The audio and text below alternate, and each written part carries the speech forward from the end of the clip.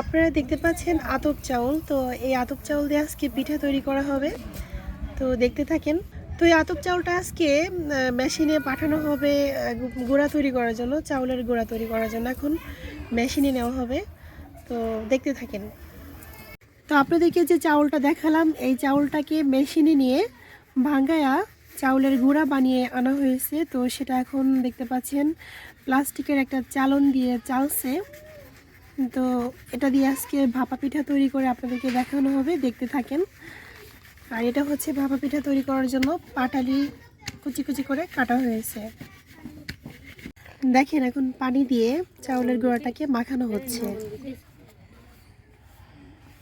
পরিমাণ মতো পানি এবং লবণ দিয়ে এটাকে ঝুরঝুরি করে মাখিয়ে নেওয়া হয়েছে। এখন এটাকে আবার চালা হবে। দেখেন চাউলের গুঁড়াটাকে চালার পরে এখন আবার এরকম ঝুরঝুরে হয়েছে। দেখুন এ পর্যায়ে পিঠা তৈরি করা হচ্ছে। দেখেন চাউলের গুঁড়া দেওয়া হলো, এখন মাঝখানে পাটালি দেওয়া হবে।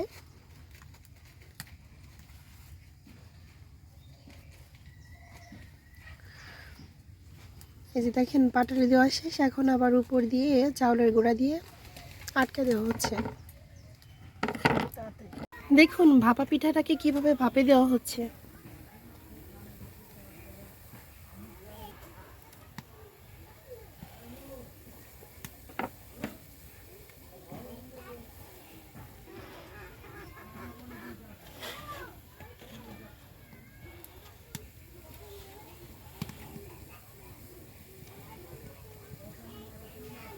দেখুন পিঠাগুলো হয়ে গেছে, এখন পিঠাগুলো তোলা হচ্ছে।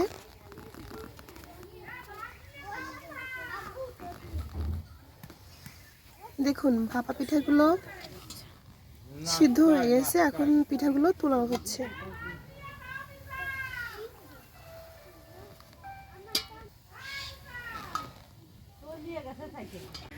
দেখুন পিঠাগুলো কত সুন্দর হয়েছে। এখন আপনাদেরকে একটা ভেঙে ভিতরে কিরকম হয়েছে সেটা দেখানো হবে। দেখুন এখন আপনাদেরকে পিঠা ভেঙে দেখানো হচ্ছে ভিতরে কিরকম হয়েছে। দেখেন, আচ্ছা এটা রেখে আরেকটা ভাঙেন তো। এ দেখেন ভিতরে কিরকম হয়েছে, কত সুন্দর হয়েছে ভিতরে। তো আপনারা দেখতে পেলেন ভাপা পিঠা তৈরির পুরো প্রসেসটা। তো ভিডিওটা কেমন হয়েছে অবশ্যই কমেন্ট করে জানাবেন। আর ভিডিওটা যদি ভালো লাগে লাইক করবেন, কমেন্ট করবেন এবং আপনার বন্ধুদের সাথে শেয়ার করবেন। আর অবশ্যই এরকম মজার মজার ভিডিও পেতে আমার চ্যানেলটাকে সাবস্ক্রাইব করে রাখবেন। ধন্যবাদ সবাইকে, ভালো থাকবেন সবাই। আসসালামু আলাইকুম।